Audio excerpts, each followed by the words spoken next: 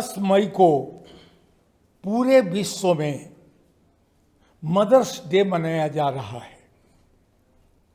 भारत में भी कुछ लोग मनाते हैं इसको।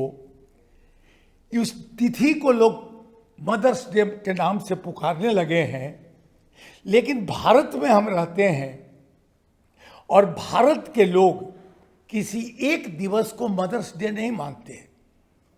भारत की परंपरा रही है कि हम प्रति क्षण मातृ दिवस के रूप में जानते हैं, समझते हैं।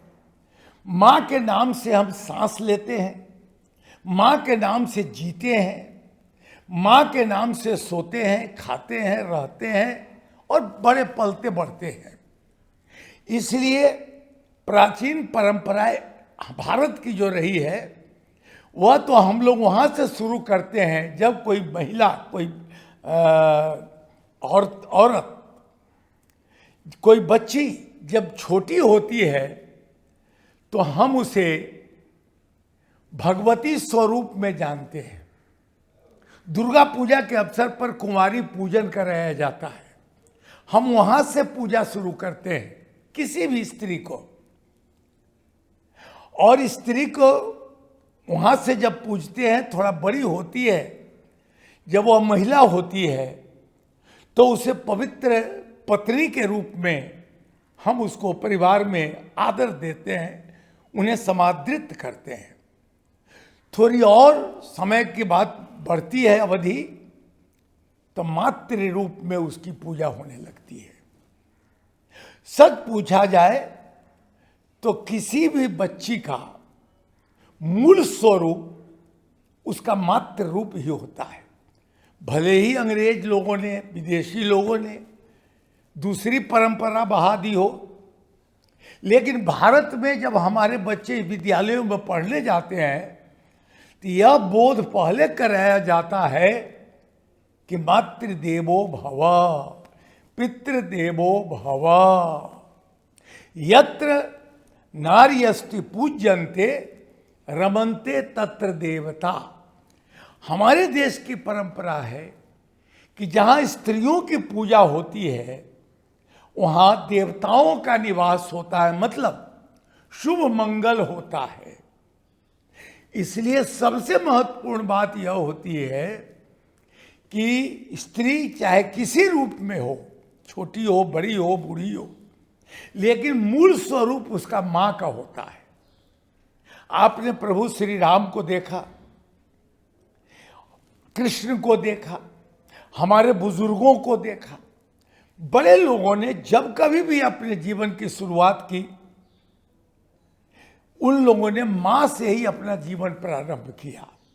और इसीलिए कहा जाता है कि पेरेंट्स जो होते हैं, माता पिता जो होते हैं, वे बच्चे के जीवन की पहली पाठशाला होते हैं। वहीं से शुरू होती है बात। शिवाजी महाराज को देखिए, मां ने क्या कर दिया, जमीन पर से उठा के राज सिंहासन तक पहुंचा दिया। तो हमारे देश की यह परंपरा रही है कि मां को की पूजा, पिता की पूजा हम इसलिए करते हैं कि उनके आशीर्वाद से हमारे जीवन में सफलता प्राप्त होती है। और सबसे महत्वपूर्ण बात है कि पूजा आखिर अगर माँ के, पिता की हम करते हैं तो उसका महत्व क्या है, कैसे करते हैं। पहली बात यह होती है कि मातृ दिवस कम से कम जो हम लोग मनाते हैं, हम लोगों के शास्त्र में लिखा हुआ है कि प्रातः काल जब सोकर उठे तो सामने में जो भी हो, माँ हो, पिता हो, पहले उनका पैर छू के प्रणाम करके तब हमको अपना जीवन प्रारंभ करना चाहिए। यह शास्त्रीय बात भारत की परंपरा रही है। मात पिता उठे ना वही माथा। भगवान श्री राम सोकर जब उठते थे तो ना वही माता और पिता दोनों को पैर छू के प्रणाम करते थे। यह भारत की परंपरा रही है। आज भी हमारे यहाँ, हमारे परिवारों में बच्चे जब सोकर उठते हैं तो आंख मलते हुए अपनी माँ को, अपने पिता के पैर छू के आशीर्वाद लेते हैं। यह तो परंपरा हमारी है। अब प्रश्न है कि जब हम मदर्स डे मनाते हैं, माता पिता के नाम पर कोई दिवस का काम करते, तो उस दिन हम क्या करते हैं? कभी विचार किया हम लोगों ने अपने जीवन में? सभी लोग माँ के आशीर्वाद से पोषित हो रहे हैं, पिता के आशीर्वाद से जीवित है, आगे बढ़ते हैं। माता और पिता के लिए कहा गया है मातृ और पितृ, 3 ऋण प्रत्येक व्यक्ति के जीवन में होता है। मातृ, पितृ, देव ऋण, यह 3 ऋण होता है। गुरु भी आते हैं उसमें। तो यह जो 3 ऋण है, भगवान श्री राम जब जनकपुर जाते हैं और परशुराम जी से उनकी भेंट होती है और वाद विवाद होने लगता है, तो लक्ष्मण जी पहली बात यही कहते हैं, रामचरितमानस में आप पढ़िए, मात पिता ऋण भय नीके, गुरु ऋण रहा शेष बड़ जी के। सबसे महत्वपूर्ण बात यह होती है कि क्या कोई व्यक्ति माता के ऋण से और पिता के ऋण से मुक्त हो सकता है? जिस मां ने आपको अपने शरीर में 9 महीने तक धारण किया, जिस पिता ने उस समय से लेके गर्भधारण से लेके जीवन के अंतिम क्षण तक जिस व्यक्ति ने आपको आशीर्वाद दिया, जिस व्यक्ति ने आपका पोषण किया, आपका संरक्षण किया, जिस व्यक्ति ने आपको सांस लेना सिखाया, जिस व्यक्ति ने उंगली पकड़कर आपको चलना सिखाया, जिस व्यक्ति ने जब कभी भी आपकी तबीयत खराब हुई तो उसको आपको गोद में उठाकर अपनी छाती पर रात भर सुला कर रखता था, उस व्यक्ति के बारे में आप कहते हैं जो उनको एक दिन मातृ दिवस या पितृ दिवस मनाकर हम मुक्त हो जाएंगे। मैंने सुना एक सुनी कहानी, एक व्यक्ति था, जब उसकी माँ कुछ देती थी तो कहती बेटा मातृ ऋण से मुक्त होने की कोशिश करना। कई दिनों तक ऐसी बात चली। एक दिन बेटा ने कहा कि माँ मैं मातृ ऋण से मुक्त होना चाहता हूं। कहा कि कैसे करोगे? कहा कि आज मैं तुम्हारे कमरे में सोऊंगा। कहा कि आजा सो जा। वह सो गया कमरे पर, एक ही बिछावन पर दोनों व्यक्ति सो गए। थोड़ी देर के बाद माँ ने कहा कि बेटा थोड़ा पानी पिला दे। बेटा गया, पानी लाया गिलास में और माँ ने आधा पिया और आधा बिछावन पर गिरा दिया। बेटा को बड़ा क्रोध आया कि माँ क्या कर रही है, लेकिन फिर भी चादर आदि रखकर किसी तरह बेटा उस भीगे हुए स्थान के कोने पर सोया। आधा घंटा के बाद फिर माँ को प्यास लगी, बेटा पानी पिला दे। वो दौड़ के गया, पानी लाया, थोड़ा माँ पानी पिया, पूरा गिलास उझेल दी बिछावन पर।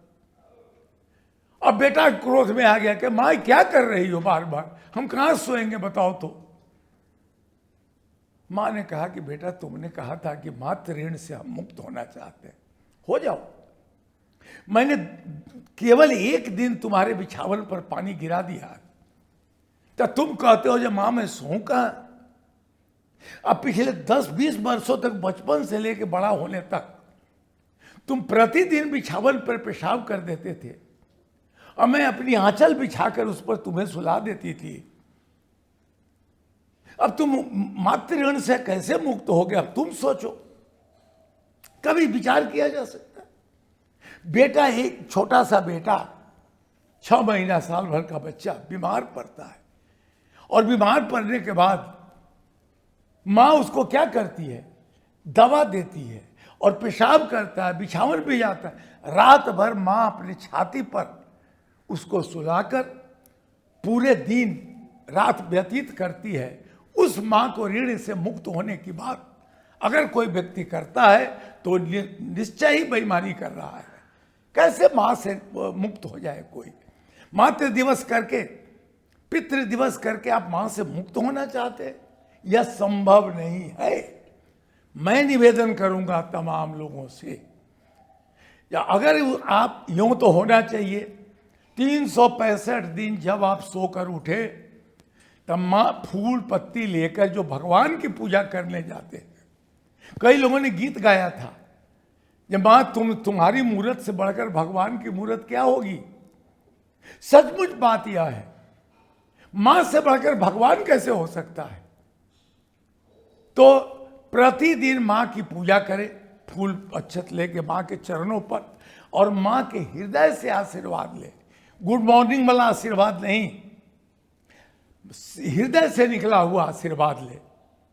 और कम से कम और लोग जो अंग्रेजी पद्धति को मान रहे हैं मदर्स डे, उनसे मैं निवेदन करूंगा, पूरी दुनिया के लोग कम से कम एक दिन, जिस प्रकार एकादशी व्रत आप रखते हैं, रामनवमी व्रत रखते हैं, दुर्गा पूजा का व्रत रखते हैं, तो एक दिन मां के लिए आप व्रत रख ले, मां की पूजा करें, दिन भर मां की आराधना करें, उनका आशीर्वाद लें, उनको फूल चंदन से उनके पैर को पूजें और हृदय से उनका आशीर्वाद आप ग्रहण करें। मैं पूरे भारत के लोगों को और मैं नई पीढ़ी के बच्चों को भी, अरे जो व्यक्ति बड़ा, जिसकी माँ जीवित है, पिता जीवित है, वो बड़ा भाग्यशाली व्यक्ति है। दुनिया का सबसे बड़ा व्यक्ति वही है जिसकी माँ जीवित है, पिता जीवित है। आप बस आशीर्वाद बटोर ले, बाद में मंदिर में जाना, पहले माँ का आशीर्वाद लो, पिता का आशीर्वाद लो, फिर मंदिर में जाना परमात्मा का आशीर्वाद लेने, तभी परमात्मा तुम्हें मंदिर में जाने देंगे। अगर तुमने माँ का आशीर्वाद नहीं लिया और मंदिर में जाने की कोशिश कर रहे हो, परमात्मा दरवाजा बंद कर देगा कि जाओ पहले घर में पूजा करके आना। उसके बाद माँ बैठी हुई है घर में, उसको तुम पूजते नहीं हो, अपमानित करते हो, उनकी आज्ञा का पालन नहीं करते हो, और मंदिर में भगवान खोजने जाते हो। मैं अपने तमाम बच्चों से, मित्रों से, शुभचिंतकों से प्रेम पूर्वक, आपको बड़े हो, बुजुर्ग हो, बड़े हो, सबकी माँ है, सब लोग मिलकर चलिए, जिनकी माँ है सामने में पूजा करें, और जिनकी माँ नहीं है उनके चित्र पर पूजा करें। जिस प्रकार मंदिर में भगवान की पूजा करते हैं, हम उसी प्रकार जाकर अपनी माँ को श्रद्धांजलि पुष्प अर्पण करें और हृदय से उनका आशीर्वाद लें। जिस प्रकार परमात्मा का आशीर्वाद हम लेते हैं, उसी प्रकार अपनी माँ का भी आशीर्वाद प्राप्त करें। दुनिया का सबसे श्रेष्ठ, सबसे बड़ा व्यक्ति वही होगा जिसे माता पिता का आशीर्वाद मिल जाएगा। उसको धन्य है वो व्यक्ति जिसने अपनी माँ का आशीर्वाद लिया, पिता का आशीर्वाद लिया, और जीवन में यशस्वी वही बनेगा। पितृ ऋण और मातृ ऋण से मुक्त वही माना जाएगा।